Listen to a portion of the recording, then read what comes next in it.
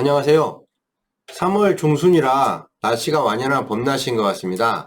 이 시간에는 중개가 무엇일까 라는 것을 가지고 한번 이야기를 해보는 시간을 갖도록 하겠습니다.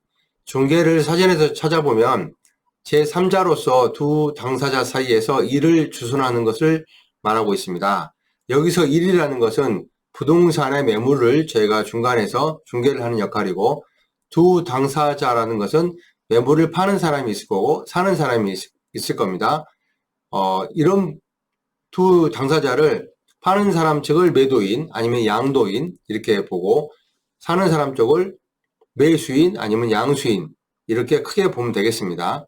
자, 중개를 하는 데 있어서 첫 번째로 중요하다고 생각되는 게 상대의 니즈를 파악하는 것. 결국 상대가 왜 물건을 팔려고 하는지, 팔아서 무엇을 원하고 있는지, 이 물건을, 부동산 매물을 사는 사람, 매수자가 어떤 요구 조건에 의해서 이거를 사려고 하는지, 숨어있는 욕구가 무엇인지, 이거를 정확하게 내가 파악할 수 있다 그러면 중개는 각자의 요구 조건을 내가 맞춰 나가는 일이기 때문에 훨씬 쉬울 수 있습니다. 중개가 어려운 이유 중에 하나는 처음부터 고객의 욕구를 정확하게 내가 파악하지 않은 상태에서 일을 하다 보니까 계속 고객 생각과 제가 노력하는, 중개인이 노력하는 것과 안 맞아가는 이제 이런 부분이 생기기 때문에 중개가 굉장히 어려워지는 경우가 있습니다. 결론적으로 말씀드리면 상대의 숨어있는 욕구를 내가 정확하게 파악하고 있어서, 매도인이 원하는 것은 이런 거구나, 매수인이 원하는 건 이런 거구나 라는 걸 정확하게 파악을 했다 그러면 내가 중간에서 중개를 하는 데 있어서 안 되는 부분들은 확실하게 어렵다고 판단이 될 수 있습니다. 그리고 가능하다고 판단됐을 때 내가 이거를 어떻게 중개를 할 것인가라는 그런 문제부터 이제 하나씩 풀어나가면 되겠습니다. 그래서 첫 번째가 상대의 니즈를 파악하는 것. 이 니즈를 파악하는 것은 만남을 통해서 파악이 되는 것이고, 대화를 통해서, 의사소통을 통해서 파악이 될 수 있다고 보겠습니다. 그래서 중개인은 그 상대의 요구 조건을 파악하기 위해서는 질문을 내가 어떻게 하느냐에 따라서 많은 부분이 달라질 수 있다고 보겠습니다. 그래서 이런 부분에 상당히 경험을 통해서 많은 연구가 필요하다고 보겠습니다. 두 번째로는 이제 상대의 요구 조건이라든가 욕구를 파악했으면 우선순위를 파악해야 됩니다.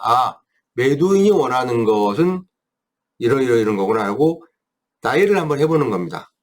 그 다음에 반대로 매수인이 원하는 요구 조건을 나열을 해보는 거죠. 그러면 예를 들어서 A4 용지에 좌측 우측에 매도인 매수인을 놓고 1번부터 10가지 요구사항이 있다고 가정했을 때 10가지 요구사항을 쭉 나열해 봅니다. 그러면 매도인이 가장 중요하게 생각하는 우선순위가 있을 거고, 또 매수인이 생각하는 우선순위가 있을 겁니다. 이거를 파악해서 중개인이 내가 업무를 어떻게 어떤 순서대로 해야 되는지가 파악이 될 수 있습니다. 그래서 두 번째로 우선순위를 파악하고, 세 번째로는 이제 이 우선순위를 가지고 중간에서 서로 맞춰 나가는 이제 본격적인 중개 업무가 시작됩니다. 이거를 다른 말로 말씀드리면 지금 매도인의 우선순위와 매수인의 우선순위가 다를 경우 이것을 어떻게 교환을 할 것인가라는 것을 고민을 해야 됩니다. 그래서 매도인과 매수인의 힘의 균형이 동등하지는 않습니다. 조금씩 우위가 다를 수 있습니다. 그러면 무엇을 내가 먼저 누구에게 먼저 줄 것인가, 그 다음에 주는 대신에 이러이러한 요구 조건을 내가 받아서 전달해 줄 것인가 라는 겁니다.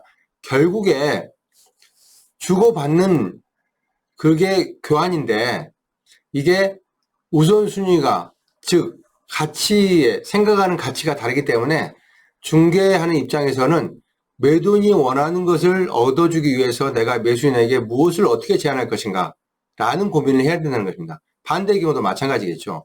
그래서 네 번째, 중개인이 어떤 제안을 할 것인가가 이제 굉장히 중개에서는 이제 핵심적인 부분입니다.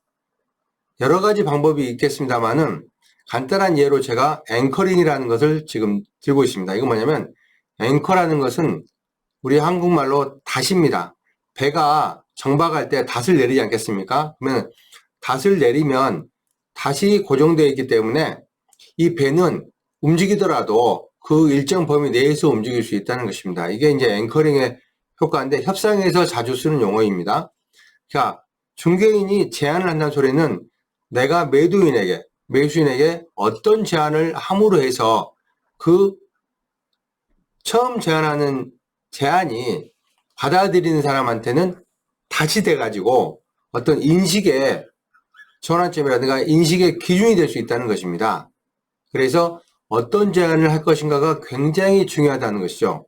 그래서 사실은 1번부터 3번까지는 중개를 하기 위한 어떤 업무의 흐름 파악이라고 하면 4번 중개인이 제안하는 부분부터는 실질적인 중개 업무이기 때문에 굉장히 여기서는 기술이 좀 필요하다고 봅니다. 그리고 경험도 좀 필요하고. 그래서 중개인이 내가 매도인에게 어떻게 제안을 할 것인가. 이런 부분에 대해서 제가 가끔 가격 조정할 때 사례를 좀 들어주고 있지 않습니까? 이런 부분들인데, 이런 부분들은 따로 아마 좀 기회가 된다면 한번 제가 설명을 한번 해드려 보도록 하겠습니다. 그래서 중개인이 제안을 어떻게 할 것인가. 이 제안은 단순하게 내 생각만 가지고 제안하는 게 아니고 이 제안을 하기 위해서는 상황 파악이 정확히 돼야 되고 또 때로는 논리와 근거가 바탕이 된 제안이 들어가야 되고 또 상대의 심리를 정확하게 파악하고 상대의 감정을 건드리지 않는 그런 어떤 제안이 돼야 된다고 보겠습니다. 자, 이런 제안을 통해서 중개가 이루어지고 이제 5번째가 타이밍입니다. 계약이라는 것은 계약서를 써야만이 되는 건데 마지막에 클로징은 계약입니다. 그러면 내가 어느 시점에서 마무리를 해야 될 것이냐 라는 것이죠. 그래서 타이밍을 놓치면 될 만한 계약도 보류가 돼서 연기가 되다 보면 안 되기도 합니다. 그래서 이 타이밍과 아주 밀접된 부분이 있는 게 사전에 결정권자가 누구인가가 파악하는 부분이 굉장히 중요하고 또 마무리할 때 일괄타결로 해서 깔끔하게 마무리가 될 수 있도록 준비하는 거. 자, 말로는 제가 이렇게 5가지로 크게 이렇게 말씀을 드렸습니다만은 중개가 이렇게 단순하지는 않습니다.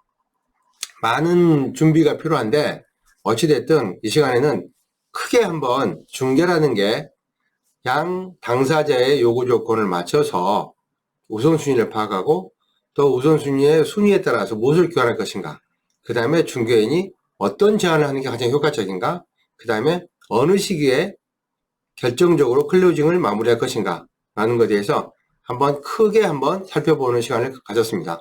감사합니다.